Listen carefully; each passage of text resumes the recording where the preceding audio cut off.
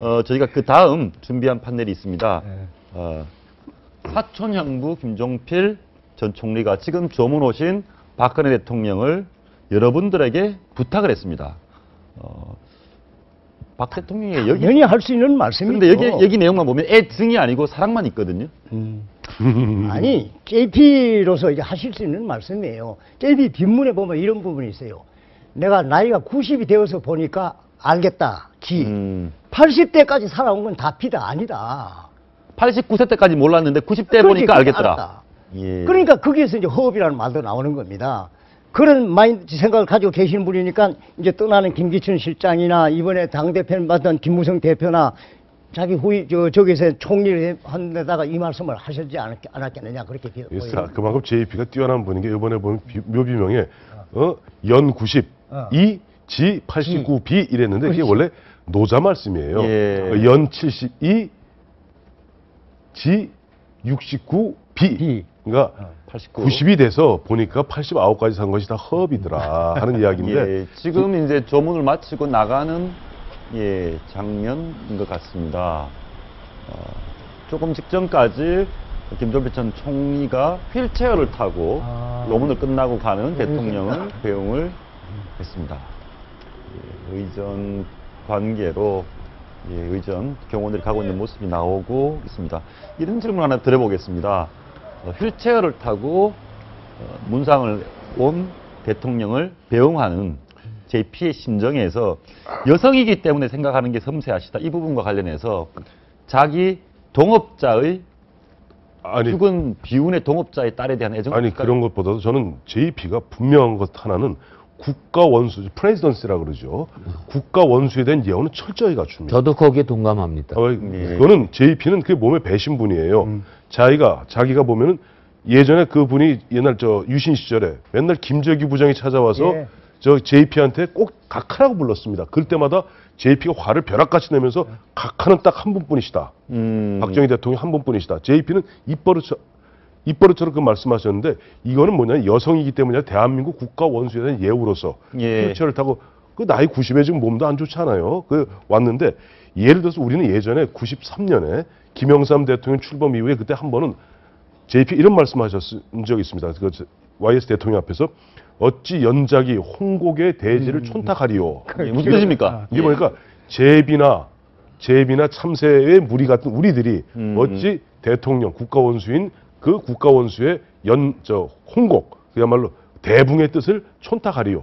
그 큰 뜻을 갖다 우리가 헤아리겠습니까? 그건 뭐냐는 게 아첨하는 얘기가 아닙니다. 그건 국가 원수에 대한 예우를 갖추는 모습이고 이번에 보면 박근혜 대통령 갖다 휠체어 타고 나와서 문 앞까지 그 불편한 몸으로 상주가 직접 보면은 그 배웅했다는 것은 그건 국가 원수에 대한 예우를 갖다 갖춘 것으로 저는 그렇게 이해하고 있습니다. 저도 그 말에는 동감이 됩니다. 그러니까 JP께서 직접 휠체어를 타고 대통령을 배웅을 하는 것을 몸소 실천하고 보여줌으로써 대통령은 이런 분이시다는 것을 국민들과 거기 조문 온 많은 원로들이나 모든 사람들에게 그것을 몸소 이렇게 보여주신 것이 아니냐. 그러니까 이런 어떤 이야기를 하는 것보다 몸으로 실천을 해서 대통령의 자리는 이런 자리고 대통령은 이렇게 모셔야 되는 분이다 하는 것을 갖다가 보여준 것이 아닌가. 저도 그 이야기에 동감을 합니다. 아무튼 오늘 조문을 가신 거는 너무 당연하다, 갔어야 된다, 무슨 게 당연하다 이렇게 보시는 거죠? 그렇죠. 아까도 보니까 2013년에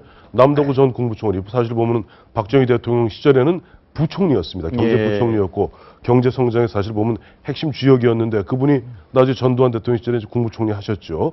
그분도 돌아가셨을 때 직접 문상을 갖다 현직 대통령이신 분을 하셨는데 여기는 그 정도가 아니라 보면 5.16 아까 우리 배 대표 말씀하신 대로 5.16 쿠데타에 어떻게 보면 공동 창업자이고 그 이전에 보면 사촌 언니 아니에요. 당연히 가야지. 알겠습니다. 아니 어제 보니까 그래요. 현직 대통령이 문상하기 어렵다. 불편을 겪는 사람이 많다. 이런 분위기가 나오더라고요. 그래서 저 같은 사람도 그렇게 생각했지. 아무리 불편이 따르더라도 대통령이 여기 나오시는 것이 그게 국민과의 소통 아니에요. 네, 이렇게 생각했는데 오늘 하셨네. 잘하셨어요. 문상 오는 것이 알겠습니다. 저희가 잠시 후에 두 분이 어떤 대화를 나눴는지는 잠시 후에 소식 들어오는데 알아보고요. 오늘 김종필 전 총리와 돌아가신 박영옥 여사 두 사람의 얘기를 제가 잠시 영상으로 한번 구성을 해봤습니다. 내가 보시고 얘기 이어가겠습니다. 보시겠습니다. 내가 먼저 죽고 그것도 마음대로 안 되더만 집사람이 먼저 가버렸죠. 다시 모두 그 먼 길을 어찌 혼자 가려 하오. 여기 날 홀로 두고 여보 왜 한마디 말이 없소. 여보 나는 그 가는 걸 봐도 그래도 마음이 좀 놓이는데 내가 이렇다 할 보답도 못했어. 허무한 생각밖에 안 들어. 여보 안녕히 잘 가시게.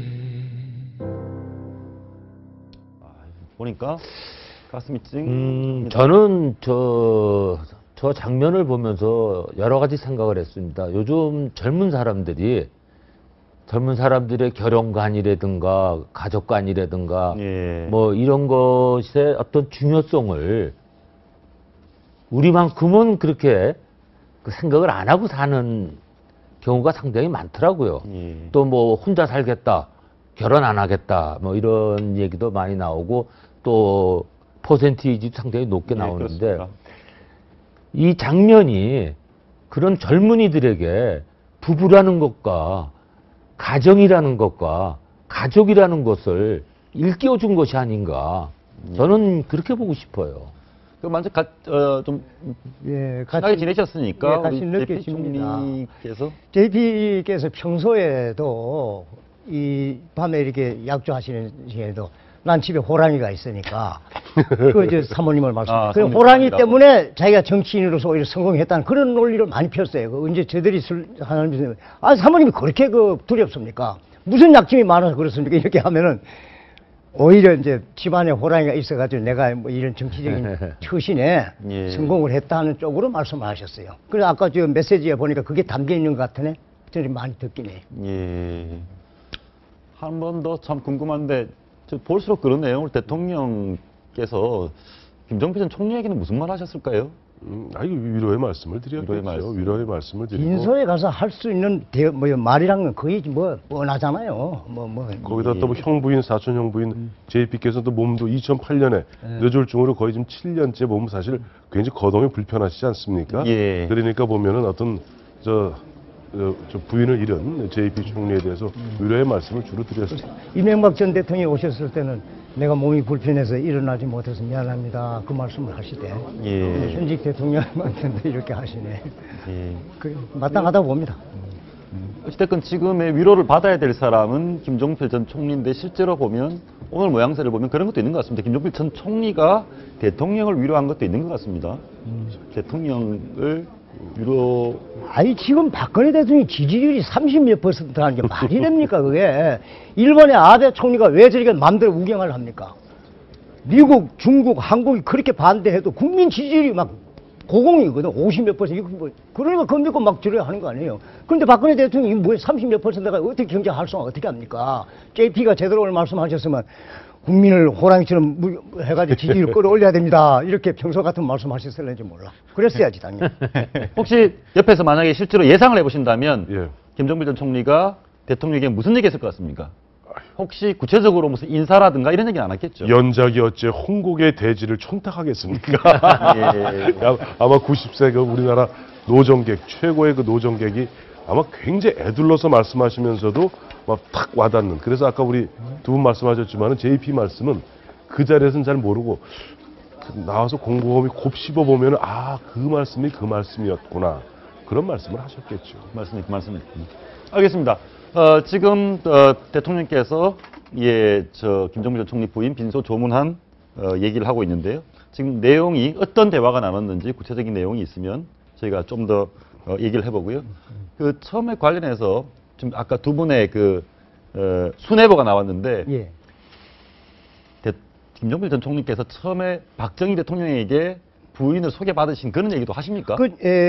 아주 젊을 때는 우리는 모르겠고, 예. 이제 고의적으로 진입하고 난 이후에 JP나 뭐 그 고위층의 그 품행은 정말이지 부인들 때문에 품행이 안전하다 저는 그렇게 봅니다. 예. 아니 뭐 JP뿐만 아니고 전직 대통령 이런 분들도 그 초급 때는 모르겠습니다만 일단 직급 이상에 갔을 때는 부인이 무서워가지고 그래서 심지어 전직 어느 대통령 사모님께서는 당신 누구 덕택에 대통령이 돼서 그 말씀까지 하셨다는 겁니다. 예. 대통령 그래서 JP도 그 말씀 하셨어요. 그리고 호랑이라는 말은 그 말씀 하시대 어제 원래 그 미국의 트루만 대통령한테 가서 좀 한 수 가르쳐 주십시오 하니까 뭐 쭉 하면서 국민을 호랑이로 생각하라 하는 그 말씀을 했다고 쭉 배경을 설명하고 그다음에 왜 지금 JP께서 90까지 살면서 우리나라의 가장 최장수 정치인께서 왜 회고록 안 쓰십니까? 그러니까 회고록을 쓰려면 처칠만큼 쓸 수 있어야 되는데 그만큼 준비가 안 됐다. 처칠이 회고록이 30몇 건이라면서요. 예. 이게 단숨에 다 읽었답니다.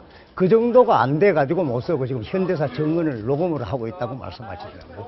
예, 알겠습니다. 관련해서 조문 관련을 추가적으로 하나만 오늘 좀 짚어보고 좀 마쳐서 나는데요. 그 차기 대통령 비서실장과 관련해서 전혀 깜짝 인사가 있을 거다 이런 얘기도 있습니다. 원점 재검토 얘기도 있고. 그리고 지금 되게 처음에 보면 이게 권영세 예. 현 주중대사 후임으로 김장수 전 국가안보실장이 내정되면서 그러면은 권영세 대사, 뭐 당시 황교안 법무장관, 뭐 현경대 뭐 이 세 분 정도로 압축됐던 것이 아닌가 하는데 이 얘기 너무 길어지면서 원점 재검토 얘기 나오고 예. 그다음에 오히려 보면은 되게 인사라는 것이 좀 줄어들어야 되는데 이건 거꾸로 늘어나요. 점점 지금 한 13여 명까지 지금 올라갔는데 모르겠어요. 대통령께서 이제 3월 1일부터 해외 이제 근데 오늘 아니면 내일 그때밖에 없어요. 없으면 지금 오늘 대통령께서 오늘 김종필 전 총리 부인 문상 조문 왔을 때 이미 속으로 결정을 해놓으셨을 것 같은데. 해놓으셔야지. 안 그러면 보세요. 내일 모레면 취임 2주년 아닙니까? 그 다음에 이번에 2월 달은 이제 26, 27, 28 지나고 3월 1일부터는 바로 해외 출장 나가시는데 해외 출장 나가실 때는 대통령 해외 출장 중에는 대통령 비서실장 국내에서 청와대를 지키면서 상황 실장을 해야 되거든요. 예. 그렇다면은 하루 된 사람 갖다 상황 실장 앉혀놓고 갈 수 있습니까? 그러면 제가 볼 내일까지는 해야죠. 제가 볼 때는 좀 나이가 젊은 분이 생각지도 않은 분이 올 가능성이 많지 않나 저는 그렇게 생각을 해요. 그 왜 제가 그 생각을 예. 하냐면은 국민들이 대통령을 보는 이제 시각, 생각 이런 게 많잖아요. 근데 연세가 많으신 분들하고 또 지금 이제 60대, 50대, 40대 교육이 달라요. 배운 교육이. 그 부분은 이제 네. 결과가 어떻게 날지 제가 지켜보고요. 오늘 대통령께서 김정일 전 총리 부인 네. 상가에 조문한 내용 봤습니다. 구체적으로 어떤 조문하면서 얘기를 나눴는지는 알려지는 대로 다시 한번 보도록 하겠습니다. 오늘 말씀 고맙습니다. 네.